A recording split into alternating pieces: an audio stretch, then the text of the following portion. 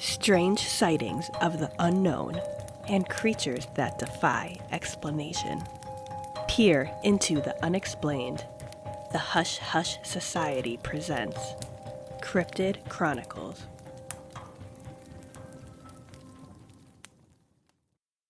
Guys, it is super nice to be around this fire right by the loch.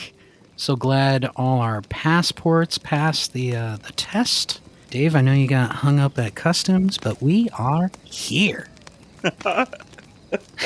I did. It was a rip-roaring good time. And I am so glad that our friends, Shelby and Chrissy, got to join us. Hi, we're so excited to be here. Hi. So glad we got that group rate on the flight over. Mm-hmm. Thank God. Thank God. Earned lots of miles. We know that one, if not both of you, have made an excursion to Loch Ness. I think we should jump in the water and dive on Nessie's back. For a lot. Jumping right on in. Yeah, we're just going to jump right on in on Nessie's back. Let's get moist. Yeah, let's get moist. And Or talk about the not. Loch Ness Monster. Oh, is that one of those words? Somebody has a problem with the word. No, I just thought about riding on a giant plesiosaur, and I was like, it doesn't sound fun to me. Well, Shelby, you're also afraid of the ocean and, water, so... The deep sea is terrifying. She's afraid of mermaids. What if you had your own saddle? Oh. That would be a wide saddle. David, I didn't think of the logistics. I'm just saying. I'm just saying that's a big split. I feel like there's a lot of engineering that has to go in riding a plesiosaur. Yeah, and separating your femurs. Ow. Oh. It reminds me of that book Dinotopia. By the way, guys, I made us a little campfire treat. It was a little mystery meat street taco on the go. Oh, wow. Ooh. You'll find them taped underneath your seat. Underneath. That's sanitary. I'm glad you used Gorilla Glue. Mine's real stuck under here. It's triple wrapped in saran wrap also. Good. At least it's sterile. How do you guys feel about diving into the geography of the actual loch? The loch itself, right? Where Nessie resides. Rumor has it, Loch Ness is freshwater, not salt, in the Scottish Highlands, and it extends approximately 23 miles southwest of the city of Inverness. You guys have been there? I have. I have not. Please, interlude and tell us about your time there. Yes. So it was many, many moons ago. I was 12, I think. Oh. It's honestly, all of Scotland is absolutely gorgeous. It's super green. All the plants are, for some reason, 8 feet tall. There's no bugs. It was 60 degrees in July or August. It's perfect. No sun. I am a vampire. It's wonderful. I miss it so much.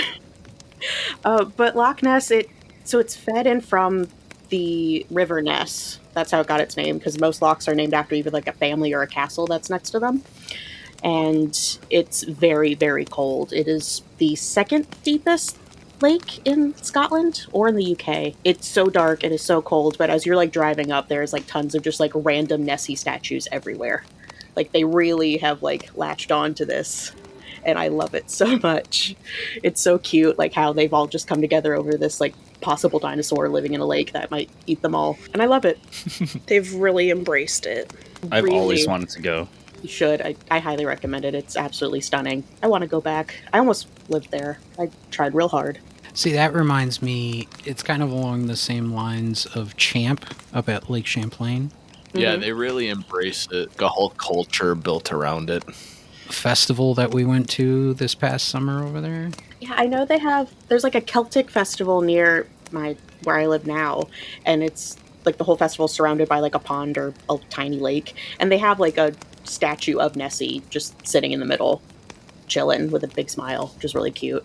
And I know that it inspired one called Chessie in the Chesapeake Bay, because I used to live in Maryland, that they have not embraced it as much as Nessie or Champy. I always think it's cool how, the places embrace their, cryptid culture, with Mothman and everything, too. They really embraced it.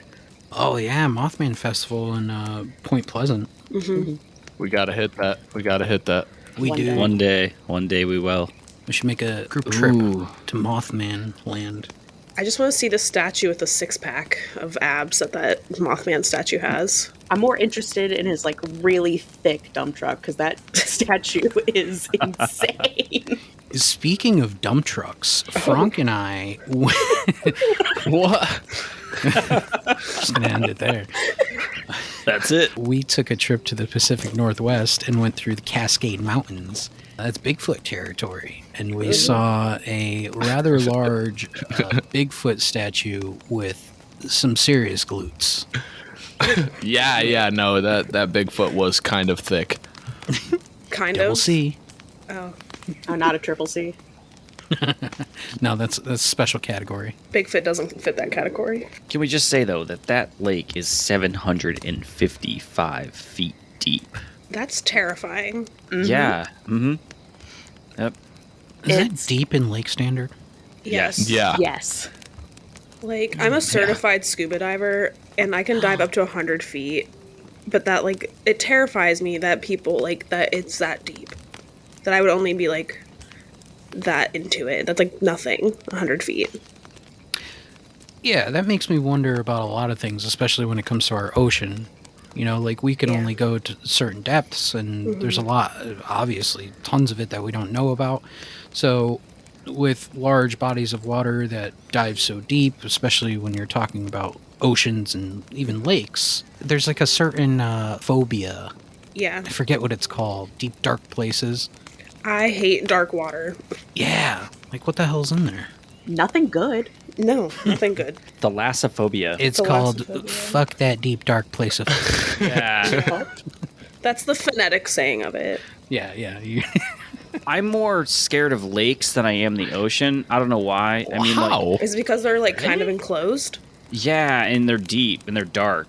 But a lake isn't going to suck you out miles and miles into open water. Well, no, but I used to spend a lot of time in Lake George, and that lake is really big, and Lake Champlain as well. Those lakes are huge, and they're deep, and they freak me out. And then growing up in Connecticut, there's a ton of lakes all around Connecticut, like Lake Zor and Quassapog Lake, like weird lakes, and they're just deep, stagnant, and you walk in them, and you can tell, like, the entire thing is as murky as it is when you're touching all the algae and ugh. It's just, I don't know, lakes are weird, but oceans scare the shit out of me too because sharks. There's that. I don't know why, but giant squids sound more dangerous and scary to me than a shark. Is it weird? That's the only sea creature that I absolutely love. Everything else terrifies me. Of 'cause all things. I love the giant squid. I think it's so cool. The Kraken.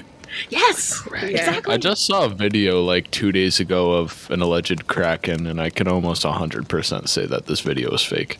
Was it the colossal squid? Because they found that recently. No, it was That's the kraken, and it was like in Antarctica, and it was very fake. Not saying that I don't believe in the kraken, but it was just a very fake I'll have video. to show my boyfriend that. He has a lot of thoughts about Antarctica. Ooh, Oh, It as do we. as do we, yeah. He has a lot of Wilhelm! Wilhelm. I have a Wilhelm whale watch airship / merchandise t-shirt idea coming soon for the boys. We should try to cross Wilhelm with Whale Wars. Somehow, some way. So anyways, let's talk about the Loch Ness Monster. Yeah. Yes. Let's talk about Nessie. The Loch Ness Monster is a creature in Scottish folklore that is said to inhabit Loch Ness, as we said in the Scottish Highlands. This great large lake in front of us. Dummy thick body of water. So much freedom and kilts, all that whatnot. I'm part Do you think he Scottish, wears a so I gotta kilt? say some shit. He I'm probably also part does. Scottish. I found that out. Nice. That was She's fun. very excited about it. I think next year I'm gonna be William Wallace for Halloween. Ooh, nice. If I don't cut my hair off, I might. Who knows? All right, so you guys have seen a lot of footage and sightings and photos, I think we all have, of what's supposed to be Loch Ness. How would you, I mean, obviously, other than the obvious plesiosaur part of it, how would you describe what Loch Ness is supposed to be? I mean, it can either be a plesiosaur, or it could be a giant serpent, so more of a snake. Or I saw a picture of 3 seals having a really fun time that someone thought was also the Loch Ness Monster. Wait, you caught a seal threesome? Was it a threesome? No, I think they were just A playing frolic? around being seals. Oh. Why you gotta make it weird?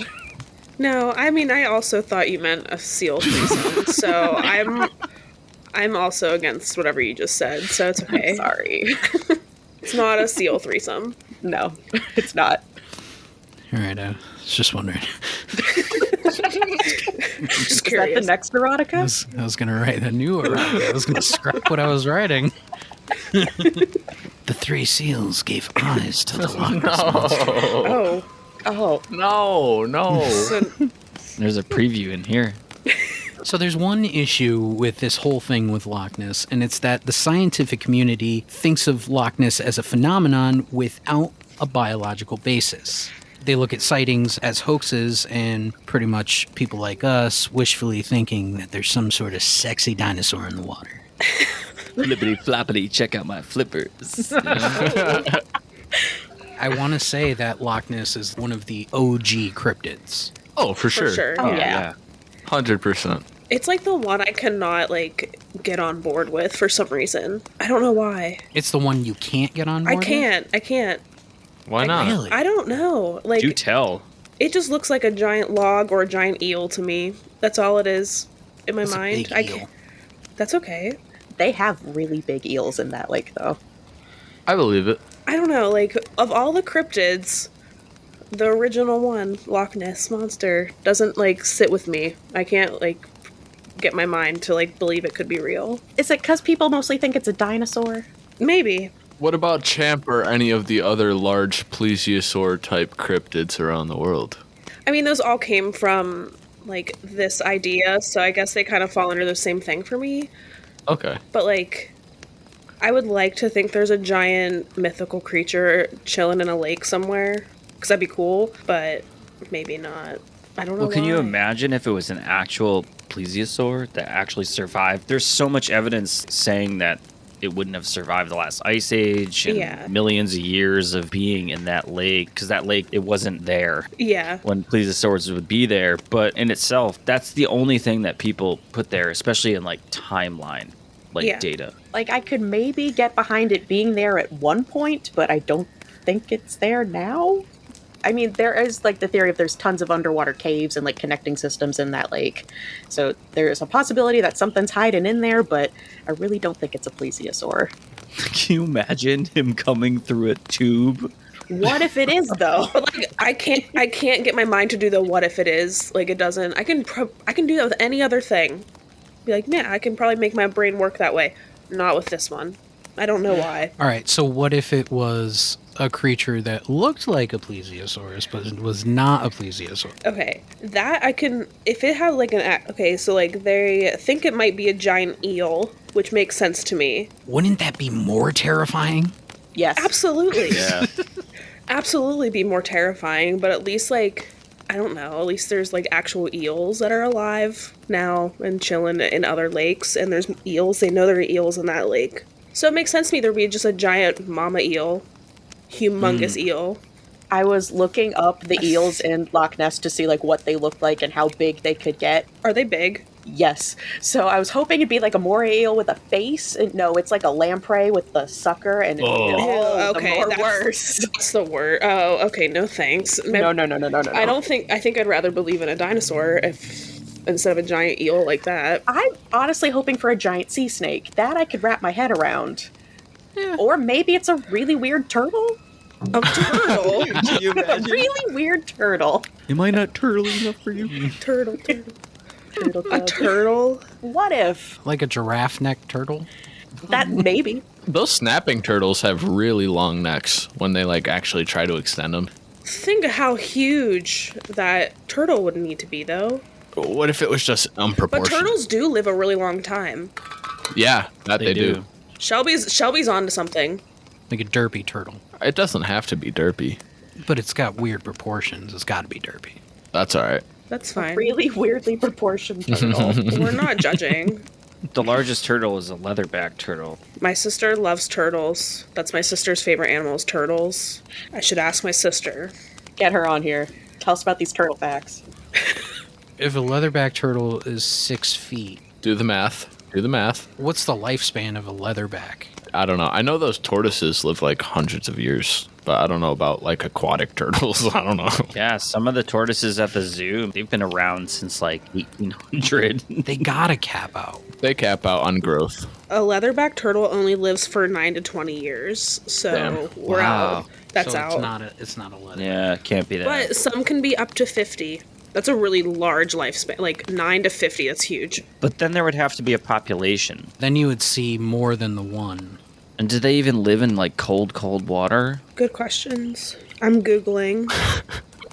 I mean, Crush from Finding Nemo was 150. It's possible. He was. I've talked to him at Disneyland. He's pretty rad. Shelby, we didn't do that. We didn't do anything like that. I didn't want to go in there with all those germy You're right. kids. I was already germy. It was fine. I wasn't going to get any more germy. That's true. You were real sick. It was a couple of years ago, and and I was sitting there, and I was like, nah, nobody's gonna notice me sitting in the seat, and my hair was down, and he's like, hey, you dude with the long hair. I was like, fuck, he got me. You got me. Well, let's look at the timeline. So, like, the earliest sighting or talk about a monster within Loch Ness would go back to St. Columba, which was 565. And that story went something like he saw a man that was being buried by the Loch Ness, and the people that were burying him said that he was swimming when all of a sudden he was attacked by a quote, water beast, and then mauled and dragged him underwater. Let's say you're at 565, a little less than 1,500 years. Would you live longer if you're a giant turtle, or is it... Well, people that are, I mean, in general, animals that are larger die faster. Other than elephants, they're like the weird thing for that. But There is somewhere in the Loch Ness myth of someone thinking it was an elephant. an elephant in the water? Yep. I'm really wondering yeah. who the hell thought they let an elephant loose in Scotland, and he just happened to find his way into this lake and stick his trunk up. Scuba diving elephant that puts his trunk up as like a snorkel. Like, because What if it was? just a giraffe chilling. An aquatic giraffe. Why not? I don't think the Yeah. giraffe could last because they're pretty skinny, and that water is really cold. It is ungodly cold. Oh, never mind. Yeah. Well, I mean, no. Elephants, I don't think elephants could do it either. I mean, they're a little heftier. I think they could last a little bit longer than a giraffe. They just sink though. Like it's almost 800 feet deep. They're just like, yeah, I'm gonna go out to the middle of this. Oh, Bye. no. Gotta go. Bye, everybody. It was nice. Has nobody considered that maybe it's some sort of German spy boat? Maybe it's just the periscope that looks like a crooked fucking neck. Still looking for the Titanic. Yeah. Why would you stick a spy boat in Scotland? Why not? Listen, you don't know what's at the bottom of that water. Need to know the secrets of their tartan? Like, what's going on? I really need to know what's in haggis? Ew. There could be some premier haggis at the bottom of that lake that you don't know about in some Imagine base. German haggis. Oh. Ew. Ew, that's gross. That's a big no thank you from me. Wilhelm! Now, Mike had brought up St. Columba. Columba was too shook to go investigate his friend getting dragged into the water himself, so he sent his friend into the river. Yeah, he was real scared. The beast approached his friend, but Columba, from afar, made the sign of the cross and said, "Go no further. Do not touch the man. Go back at once." Hold on. Hold the fuck on. No. The Lord will repel Nessie. Is that what just happened? Yeah. That's what just happened. Oh, sounds like my old boss. I mean, that's in the Old Testament. That's like real deep in there. So And the Lord doth said, let Loch Ness roam free in the lake. May he show his face but once a fortnight to the man. In blurry photographs. That's it. as a Jewish woman, there has been many a bat mitzvah around the Torah portion of Loch Ness.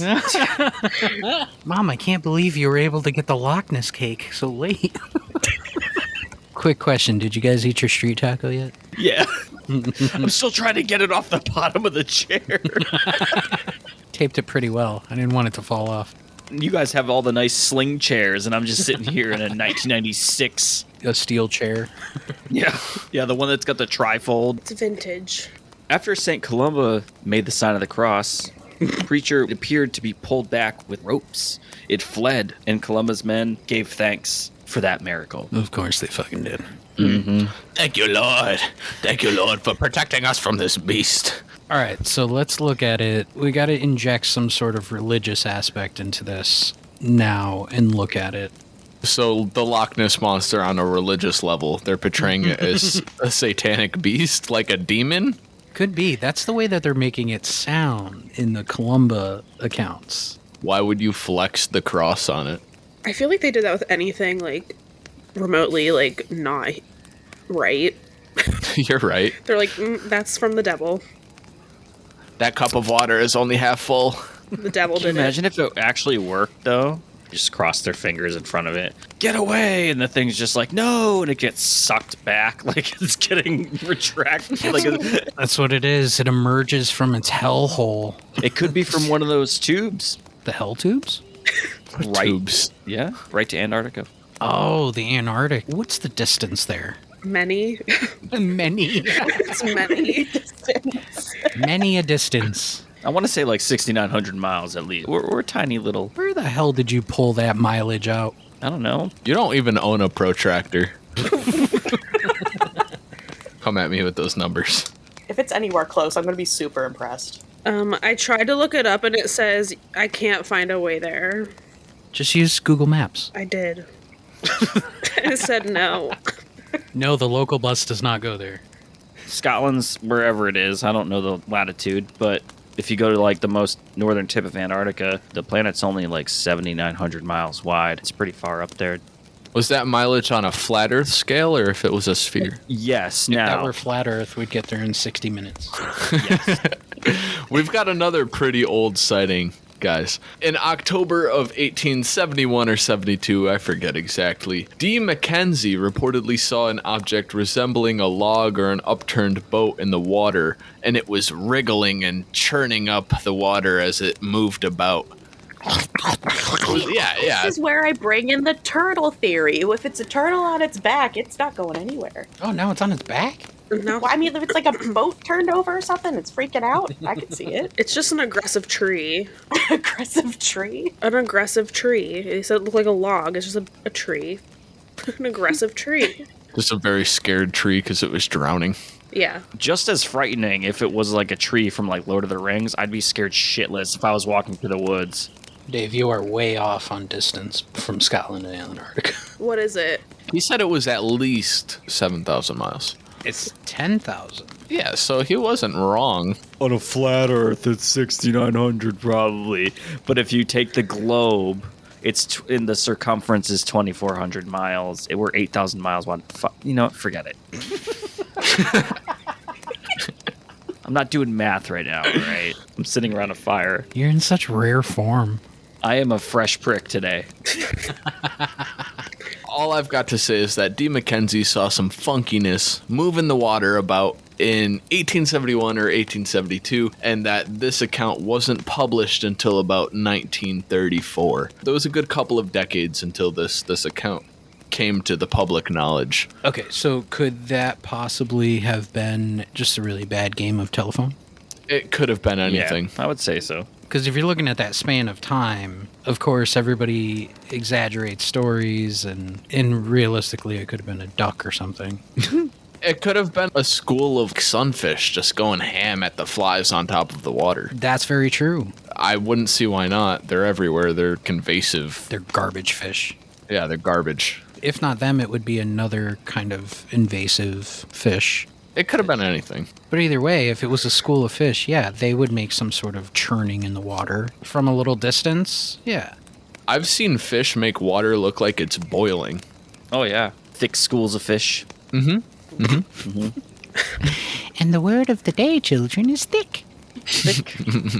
As we continue through the 1800s, in 1888, a mason named Alexander MacDonald sighted a large stubby-legged animal. Now that changes things a little bit, and it surfaced from the loch, propelling itself within 50 yards of the shore of where he stood. He saw a large stubby leg animal, Evil Knievel itself. It was me. So now it has legs. Now it has large stubby legs, but it could be mistaken for flippers. Or turtle legs. Shelby's onto something. Was the plesiosaur prone to jettisoning itself out of the water? But that report, he said the creature looked more like a salamander. Oh. Oh, like a giant newt. I used to have a A newt? salamander named Sally. Newt. She turned me into a newt. Oh, my mind went right there. Thank you. That's different from what we've been hearing. That's what gets me. You get these accounts from all the way back that, yeah, of course there's something going on at Loch Ness, but it's all these weird accounts. They're also different from each other. Exactly. But like also very like they're like similar but different in a way that is probably why I can't wrap my head around it being a possibility. It's still weird to me. But now it has legs. Eels don't have legs. No. So now I'm confused. But how much do you trust Alexander McDonald in saying that he saw the legs, you know? You're right. He could have been on some drugs. He could have been. Or just drinking. It's Forgot his fine. glasses at home. Yeah, McDonald reported his sighting to the Loch Ness water bailiff, which I didn't know that was a title. Oh. Some guy named Alex Campbell, and he said, McDonald said it was a salamander. So A we're big back to salamander. telephone again. That's so weird. My next door neighbor is a water bailiff. What do they do? Couldn't tell you. What would Do they calm the water? Court is in session. Settle down, water. Settle down. That brings another thing to question is like, yeah, you have these accounts going really far back into the triple digit years here, but it doesn't really get spicy around Loch Ness until the article that they published about the creature in May of 1933. Yeah, 1933 is when Loch Ness, like, just takes off. There's so many sightings in 1933. Wonder if more people had cameras. Probably? When was the camera invented? Mid to late 1800s, yeah. Because they were taking those shots in the Old West. You just get blasted. When everyone looked real sad. It's just phosphorus just- burn in the face. This is hazardous to my health. It's all right. You're going to die of malaria in 6 days. Don't worry, you'll get TB and they'll take you. You'll get tuberculosis. They'll take you to a ward and then you'll just stay there for the rest of your life, which is like 4 days. 4 more days. 4 more days of misery, Bill. You're going to sleep on this terrible cot. This picture's the least of your worries. We're going to move you to the hay bed, okay? The hay bed. You don't even get a real bed anymore. You get the straw mattress. All your sickness will just seep right into that hay. Why's my skin feel so prickly? That's the hay working its magic. That's that hay magic. About 1933 is when this really started to pop off, right? So 1 short year later, 1934, we have the ever-famed surgeon photograph, which was reportedly the first photo of the creature's head and neck, supposedly taken by Robert Kenneth Wilson, who was a London gynecologist. It was published in the Daily Mail on the 21st of April, same year, 1934. Wilson's refusal to have his name associated with it led to it being known as the surgeon's photograph. Because the surgeon's photograph sounds so much better than the gynecologist's photograph. You're right. It's ironic that he took a picture of a head and a neck. He was looking at the loch when he saw the monster, snatched up his camera, and snapped 4 photos. Only 2 of the exposures came out clear. The first reportedly shows a small head and back, and the second shows, similarly, a head in the diving position. The first photo became well known, and the second attracted really little publicity because it was a blurry piece of shit photo. Yeah, that photo is everywhere. You know, he, like, took it home and either his, like, partner in whatever practice or his wife was like, God damn it, Robert, what the hell is this? This is where you've been? This is where you've been? I've had to run the practice all day without... Look at this. What? God. You've been out taking pictures of dongs out in the lake? What is that? An eel dong? So real quick, to quote Ben Hansen, surgeon's photo, fact or faked? I'm going to say the photo itself is real. I don't know what it's depicting, but I would say the photo itself is real. Whack. All right, Dave. I'm gonna have to agree with Mike. Whack. The reasoning behind my thought on that is if you look at the year, so it's 1934. Like, how much doctoring are you doing to a photo in 1930s? Yeah, you're right. Well, ask the Germans. Or the Russians. Ask them. They're real good at that in that time period. In the 30s? Think Yeah, so? but what about the Absolutely. Scottish? What about the Scottish, No. Dave? No. They're way too drunk. No, the Scots are not doing physical Photoshop at that time, probably. I don't necessarily know what it entails to doctor a photo from back then, but probably a little more difficult than a digital photo, obviously. Yeah, I would imagine. Yeah, I'm going with real with that. But again, who knows what the actual photo is of. Fair enough. It could be a guy doing a huge, stroke right when he's about to put his hand back down while he's swimming through the loch. That's exactly what it looks like to me. I had no idea where you were going with that Nope. until you Nope. went back into the lake. And I was like, Nope. I thought you were gonna go with a guy trying to beach himself like a whale, getting a lot of air. It's like, oh, I mean maybe, but no. I'm gonna do it. Watch Get me, the Robert, camera watch out. me. Think of how hard it would be to take a motion picture in the 30s. Make sure you take 4, because only 2 of them are going to come out right. An action picture. I mean, I can barely do it on my phone now because I'm stupid, but yeah, shutter speed wouldn't be up to par there, right? Obviously. Weren't they still in the day of let's expose this to the light for 7 minutes, so hold your pose? I Possibly. think so. That sounds right. They might have been in the whole, phase. That was a beautiful sound. It really was. So that was pretty was spot on. perfect. Yeah, I mean, that's what it is. That where you just get that huge, like you said, phosphorus lamp flash in your eyes, and everybody just looks spooked. That's why everybody looks creepy as shit in the 1800s, in early 1900s in their photos, because they're all blinded by the light. And they had to sit there for 15 minutes. They couldn't move. Yeah, they're like, just wait for a second, and then I'll tell you when, and you're just blasted. That's how it worked.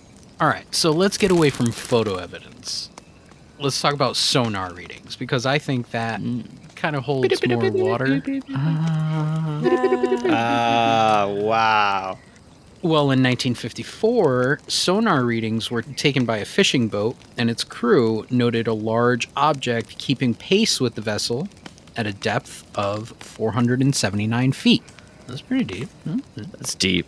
Yeah. And it was detected for 2,600 feet. So for 2,600 feet, it was keeping pace with the boat. And then contact was lost with it and then regained.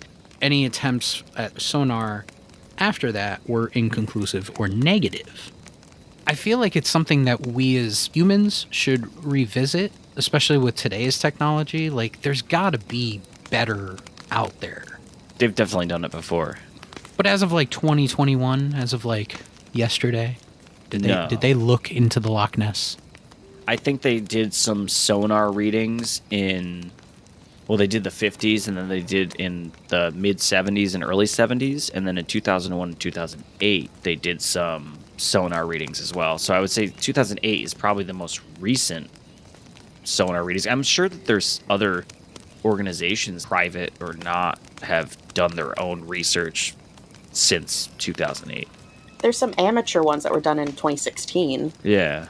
Really? There's gotta yeah. be. A retired fisherman named Keith Stewart. He was on a tourist sightseeing boat, used some sonar equipment, and he found a gaping abyss that they now call Stewart's Abyss.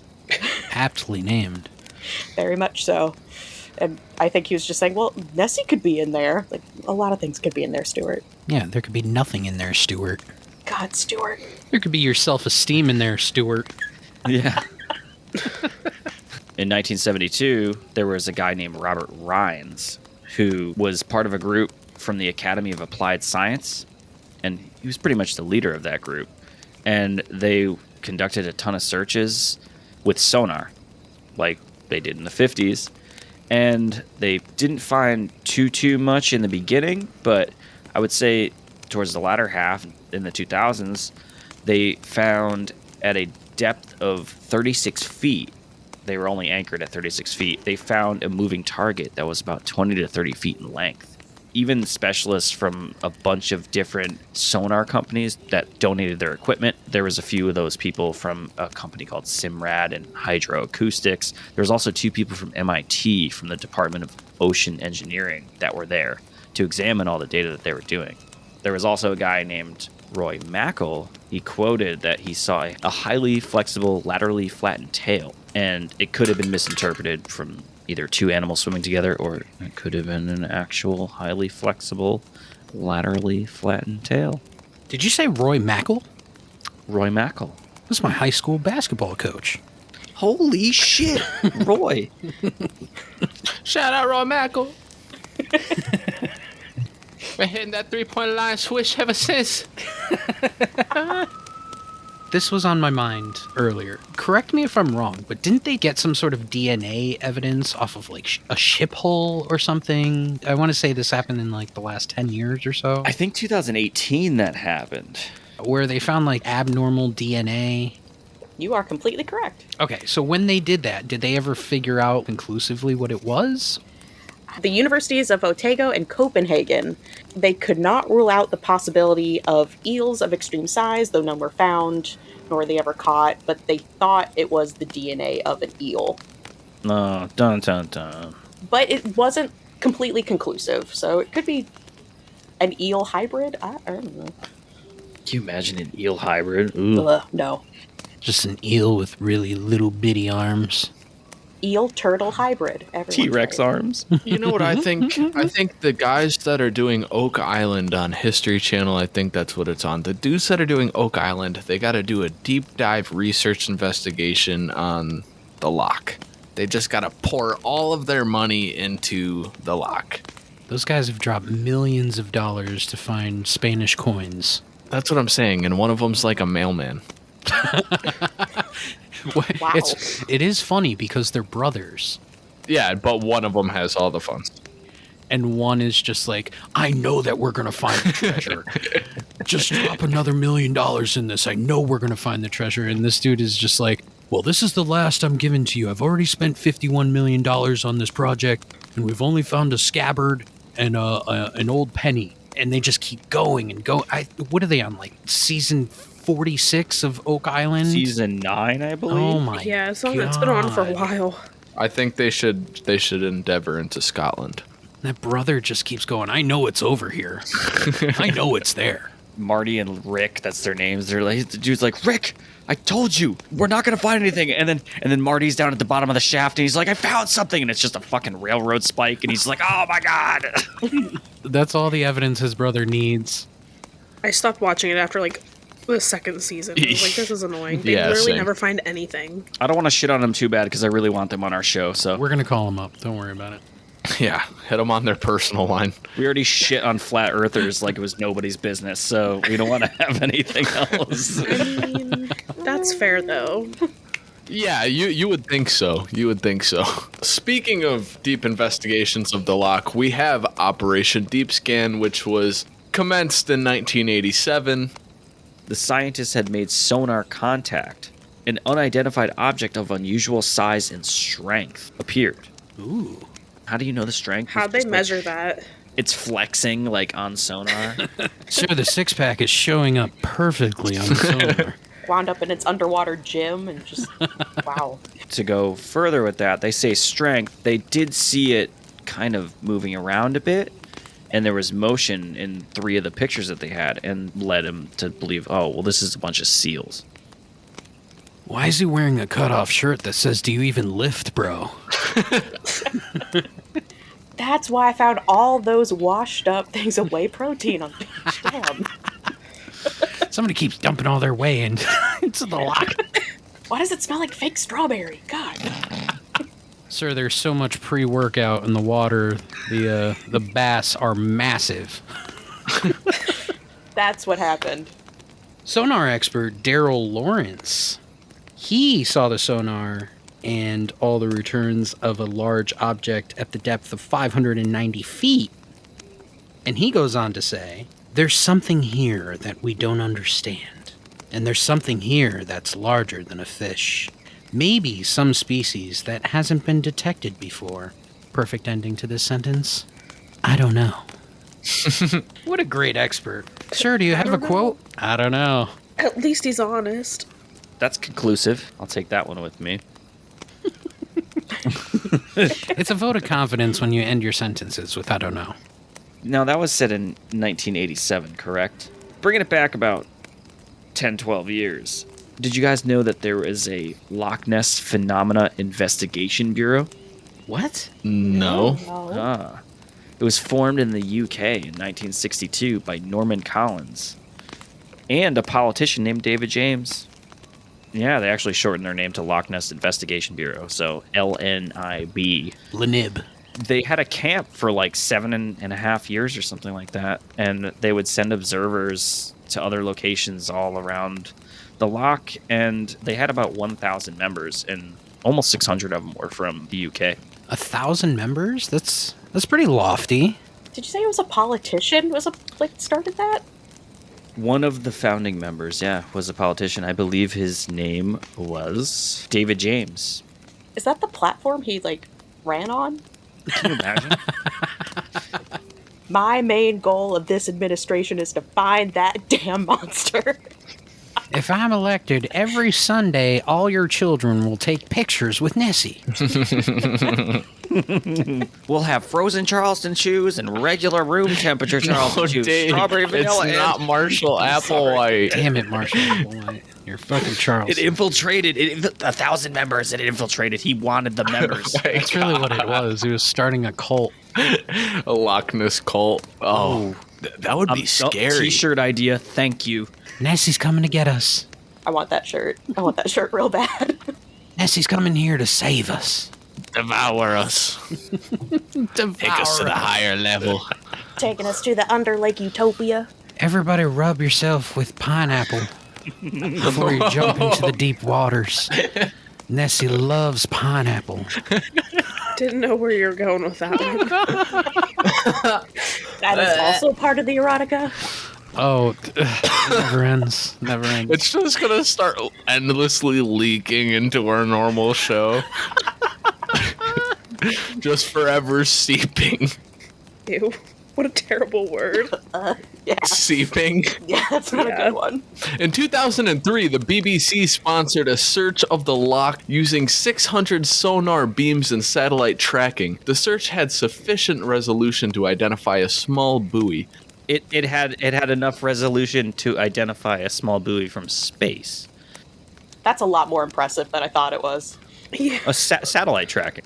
No animal of substantial size was found, and despite the reported hopes, the scientists involved admitted that this proved the Loch Ness Monster was a myth. Now, some things that the Loch Ness Monster are misidentified or explained as are bird wakes, as we said, eels, elephants, which is fucking crazy to think that there's an elephant walking around and swimming around, trunk up. Oh, but you can get behind a plesiosaur? A plesiosaur can at least swim for a long period of time. There's also the Greenland shark. There's the Wells catfish, which is, I would imagine, a very large catfish. There's trees and wakes, optical effects, and also seismic gas. As we know, Scotland is definitely active. They're always trying to blame shit on seismic gas. always gas. Man. It's the Aurora Borealis, man. It just fucks everything up. It's the light off of Venus off of some seismic gas. It's creating the illusion of some sort of animal out in the water. Could be. Guys, for a moment, just turn around and look at that deep, dark water. Look at it. How inviting. Is that an eel? What do you guys think the Loch Ness Monster really is? I'm gonna go with an eel. I'm gonna go with I an think eel. it's an eel. Could be a seal. It's a big Seals seal. and eels. That's a huge seal. Well, you did say a turtle earlier. So are you on the seal train now? Well, now I don't know. Now I'm very confused. I'm still holding true with my eel theory. What do you guys think? I'm going to say massive squid. Ooh. Oh, we haven't talked about that one yet. Yeah. No. I'm feeling a massive squid because if you think It's about just it, one tentacle sticking out sometime. yeah, really, like think about the tentacle. Maybe it's reaching up to grab some food or something, you know? Like it's deep, deep down, but it's reaching up. If it was a plesiosaur, it would have to come up to breathe air pretty often. And giant and colossal squids do live at like the bottom of the ocean where it's very dark and very cold. That is more plausible. Yeah, where there's high pressure too. I would imagine 755 or so feet is probably pretty shitty feeling Oh yeah. if you're, a frail human such as we. Frank, what do you think it is? I think it's a big steamy load of horse shit. It's a kelpie. That's what I think. It's a lot of horse shit. Yeah. I heard you say kelpie. Can you elaborate on what so, a kelpie is? I don't know why they never thought it was a kelpie to begin with. So a kelpie is of British lore. It's like half fish, half horse. And it lures people by like saying, hey, do you need a ride across this body of water? And then the person's like, sure. And then halfway through, it's like, nope, gotta go. And then just drowns you. Oh, fantastic. Isn't there a movie about that, like a children's movie? Where like the little boy goes where like the kelpies are and he's friends with them, but they are terrifying. Yeah, I remember that. Yeah, the UK has a lot of weird like horse hybrid myths. Have you ever heard about the Mariloid? That thing's No. Ooh. it's like a humanoid with a head of a horse skull, and during Christmas time it comes to your house and you have to do a poetry battle with it. Oh, no way. I have heard about that. Yeah. Yeah. That The one's Yule my Lads. favorite. Oh, yeah, Dave. Dave, what do you think it is? I think it could totally be a plesiosaur. But there's some conflicting evidence about that because of the timeline. If it is a dinosaur, I mean, it had to miraculously survive. Ultimately, gals and goyles, we'll never really know what's going on at Loch Ness. I'm just going to tell you. And tell you straight up. I mean, we could all dive into that water over there. We could dive as deep as we want, but our heads will explode before we reach the bottom. And Nessie's not going to come up and say, hey guys, you guys need a lift? And then bring us down to this beautiful Atlantis. It's fucking Atlantis. That's what it is. What about Hollow Earths? Oh, well. Well, that's what I was saying about the tube. It could have just flown from Agartha and then hit the water and then bloop, just popped its head up. And then I just want to point something out, and it's something that we've talked about previously whenever we've discussed cryptids, especially when we talk about Mothman and the TNT area and how possibly these high explosive areas could create some sort of temporal rift between dimensions. If we think of cryptids as interdimensional creatures, as we've said before, like the reasoning that their sightings are so minimal and scarce is that they are kind of jumping between these dimensions where they're from and coming here and back and forth, whatever. There is a place called Holy Loch and Fort George. And those are both military places that are close to Loch Ness. If we go with our previous thoughts on explosions and high explosion areas creating those temporal rifts, the thought of maybe Loch Ness becoming an interdimensional cryptid is now on the table, if we're following the same logic from the TNT area of Mothman. there could be a whole nother dimension where dinosaurs still exist and you're seeing that rift. Mm-hmm. And it's particularly there. I do want to say one thing. Robert Rines explained that he saw it with horns in some sightings. Oh. And it could have been used as breathing tubes? I don't know. He had his own That reminds me snorkel. of a kraken then, because some depictions of the kraken say horns, but the horns are more like tentacles, so then I think of the squid. I don't know. Squids are pretty alien-like, so they could adapt to pretty much anywhere. What if it's an octopus? Because they're so Can you smart. imagine? It's just a giant squid, and everybody's just like, well, fuck me. We got this one wrong. That is not the shape I thought it was going to be. Yeah. Statistically, it's 88% likely that it's a long-necked giant amphibian, like a long-necked newt, and a guy named R.T. Gould suggested that. So 88%, I guess that's pretty high. I mean, that's a pretty big lizard if you're talking about a 20 to 30 foot anomaly. I don't know if I buy into the lizard part. Me either. I think RT Gould pulled that number out of his ass. Yeah. Yeah. Yeah, That's I don't what I believe think. that either. 88%. RT, if you could put a percentage on it, what would you say? 88. 88. Definitely 88. Well, boys and girls, it's late in the evening. The sun should be up soon. I'm going to stop talking about Loch Ness. I'm going to go hit the tent, take a little nappy. Ladies, hope you brought a tent. If not, too bad. Now I'm about to jump into that lake right now. Beautiful. Quick polar plunge before bed. I like I it. sleep in the water. Oh. Well, good night, boys. Good night, girls. Hasta luego.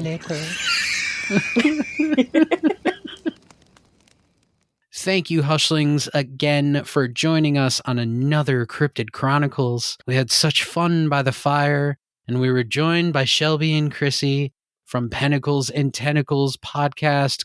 Ladies, tell everyone what your show is about, where they can find you, where we can reach you, and how they can listen. So Pentacles and Tentacles is a podcast about history, mystery, and more. So really anything weird and creepy that we like to talk about is on there. We do have an email address, pentaclesandtentacles@gmail.com. Twitter, same name. Instagram, same name. Please reach out to us, give us ideas. And we're waiting on our editor, Timmy.